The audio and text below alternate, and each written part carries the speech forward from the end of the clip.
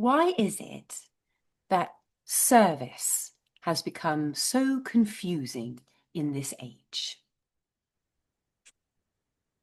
Why is it that so many people who do sincerely want to help and heal and uplift and lead, why do they end up exhausted and brittle, resentful, or invisible to the very life that they are trying to serve? Why does doing good so often feel heavy and destabilizing, when we have all been promised that for true goodness, the burden is light? Why does one kind of service drain the soul and another kind of service multiply it?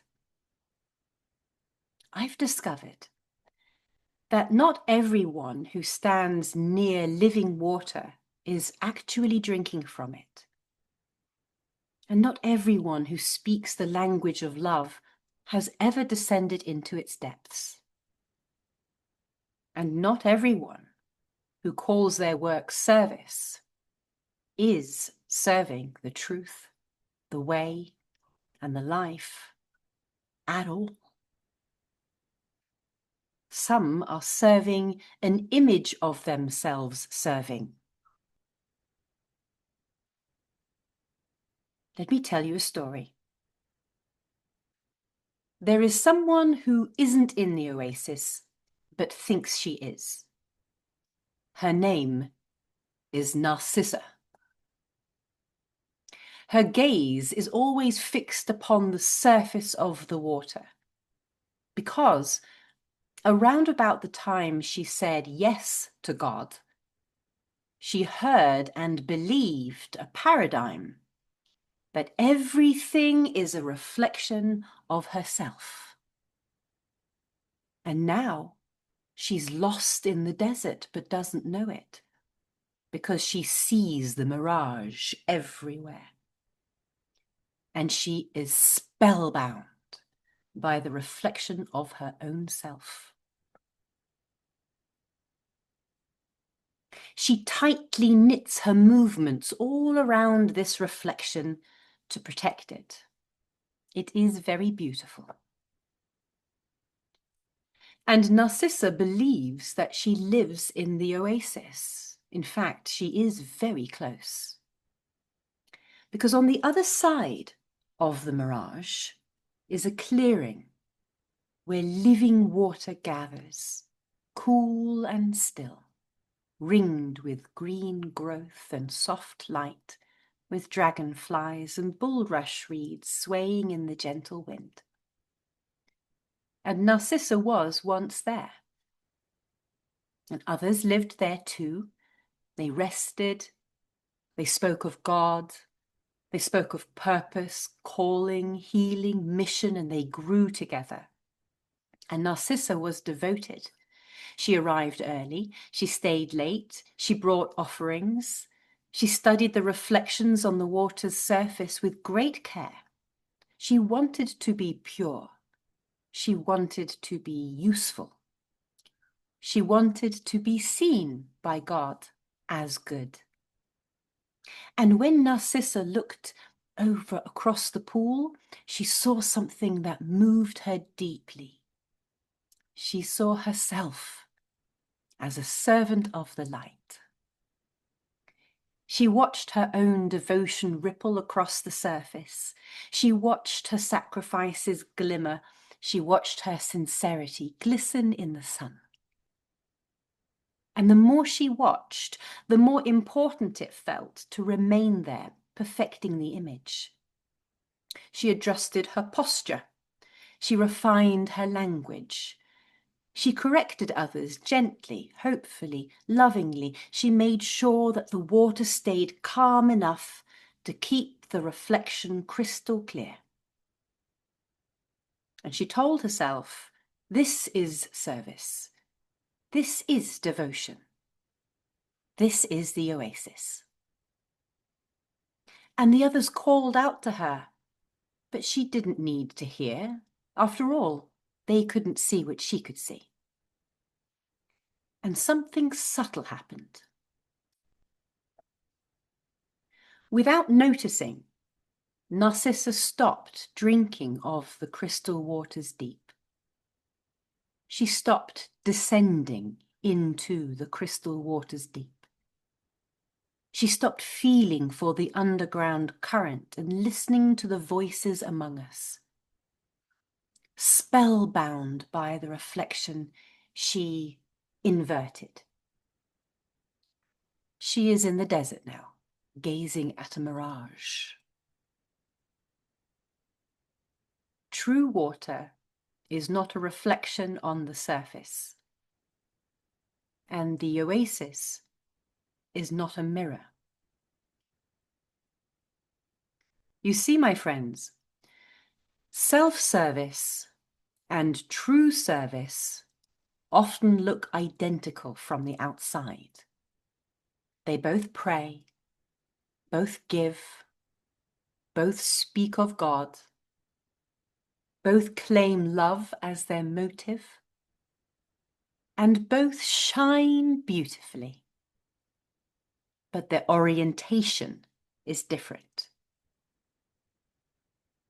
Self-service asks persistently, how am I doing? Am I aligned?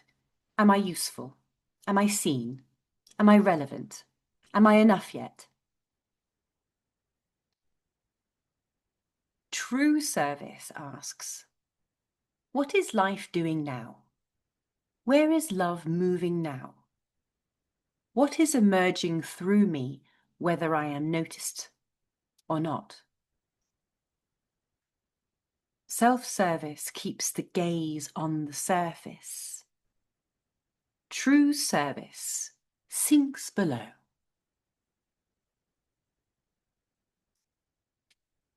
Narcissa believed that the oasis was a place that you arrive at and then maintain. But the oasis is not a location. It is not here or there. It is not anywhere. It is a depth of participation in the waters among us. You can't enter it by effort or purity, but by surrendering in. You cannot enter it by watching yourself serve even righteously, but by forgetting yourself entirely in the movement of love. Now, the moment Narcissa stops asking, what does this make me? And begins asking, what does this serve? She passes through the surface. And whoomph, she's back in the oasis. The truth is that Narcissa has been so afraid that if she sinks into belonging, then she'll lose herself and her beautiful reflection. But really, the surface is still there, crisp and sharp, and able at any time to show you how beautiful you are. You don't have to keep looking at it. It's okay to glance from time to time at the manifestations of your life, to remember who you are, to check your posture, to refine your language. And Jesus doesn't condemn Narcissa for looking at the surface. And he certainly doesn't shame the reflection. Narcissa is not evil. She is sincere, but misoriented. Jesus simply disturbs the water. Plop. A word, a truth, a disruption of the stillness. And in the rippling, the image breaks. And for the first time, Narcissa notices the water itself, its coolness, its depth, its movement. And she kneels, and she drinks, and she swims.